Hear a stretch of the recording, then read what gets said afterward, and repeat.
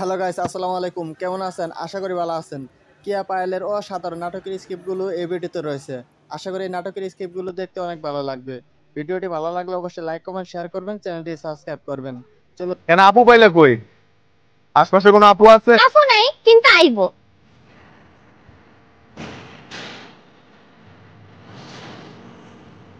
কি সুন্দর চোখ আখির, এজন্যই বোধহয় ওর নাম আখি। কি সুন্দর গোলাপি ঠোঁট, কানের ছোট্ট ঝুমকাটার সাথে যেন ওর স্বভাব চরিত্র একই তালে দুলছে। ছোটবেলাতে এত সুন্দর ছিলি, সে যেবার দেখা হয়েছিল তখনও দেখতে ট্যাপ ট্যাপা ছিলি। তুই কি ছিলি? তুই ছোটবেলায় বান্দর ছিলি, এখনো বান্দরই। এই নে তোর জন্য গাজরা। খুব সুন্দর। আমার জন্য নিছিলি না গার্লফ্রেন্ডের জন্য? আমার জীবনে তুই প্রথম এবং তুই শেষ মেয়ে বন্ধু। তুমি বলেছিলে যে তোমার একজন বন্ধু আসবে। আন্টি আমি তো কোনো মিথ্যা কিছু বলি নাই।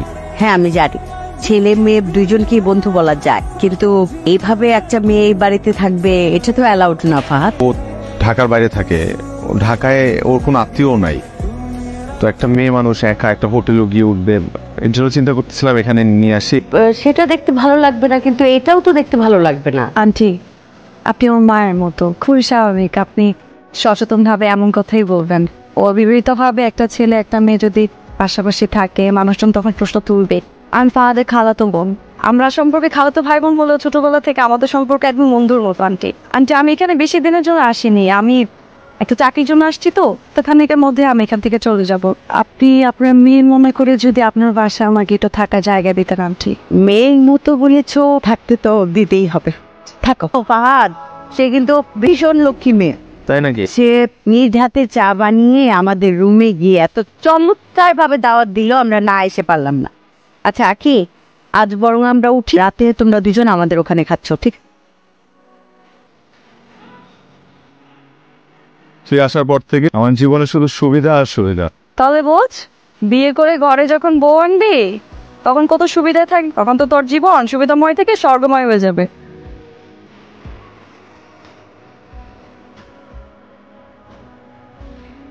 কতক্ষণ সময় লাগবে? বেশি সময় লাগবে না তো। আসলে আমার তো তোকে আমার ব্লাড গ্রুপ বলাই ভুল হয়েছে। আরে শোন, একটা মানুষের ইমার্জেন্সি পাবে, এমন করতেছিস কেন? আচ্ছা কর কর। এটা না করলে আমি আসলে সম্ভব না, আমার ক্ষেত্রে আপনি একটু যেভাবে চাইলে তো হবে না, আপনি গার্জিয়ান নিয়ে আসেন, বন্ড দিন, তাহলে আমি করে দেবো। কিন্তু আমি কিভাবে এটা করবো? আমি বাদল ছিল গ্রামের চেয়ারম্যানের ছেলে, আমরা একসাথে কলেজে পড়তাম। কিছুটা প্রেম, কিছুটা ভয়, দুই মিলে আমি ওর সাথে সম্পর্কে জড়াই। আমাদের মধ্যে সম্পর্ক যখন ভালোই যাচ্ছিল, ওই সময় আমি বুঝতে পারি বাদল আমাকে ভালোই বাসেনি।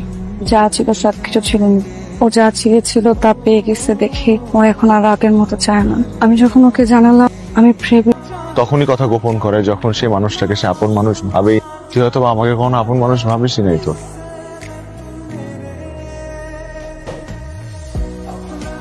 আজকে আমি মন থেকে তোকে একটা কথা বলবো, তুই রাখবি? কি বলবি তুই বল? তুই অ্যাবর্শনটা করিস না প্লিজ। কি বলতেছিস বুঝতে? তুই বুঝতেছিস তুই কি করতে চাইতে? জীবন আসছে তোর শরীরে, ওর অপরাধটা কি? হ্যাঁ, ওরে কেন পৃথিবীর আলো দেখা থেকে বঞ্চিত করতেছে? ও কি করছে?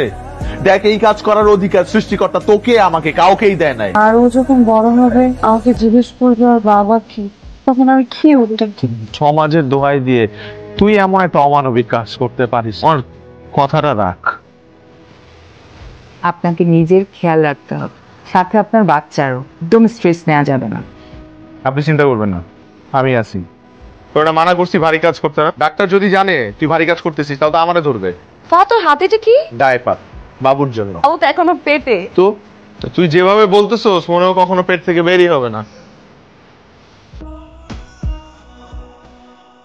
ওদের বেশি মনে হচ্ছে ডেলিভারি আমার নাম, তোর হচ্ছে। এই ফর্মটা ফিল আপ করতে হবে। সবই তো ফিল আপ করছেন, কিন্তু বাচ্চার বাবার নাম তো লেখেন।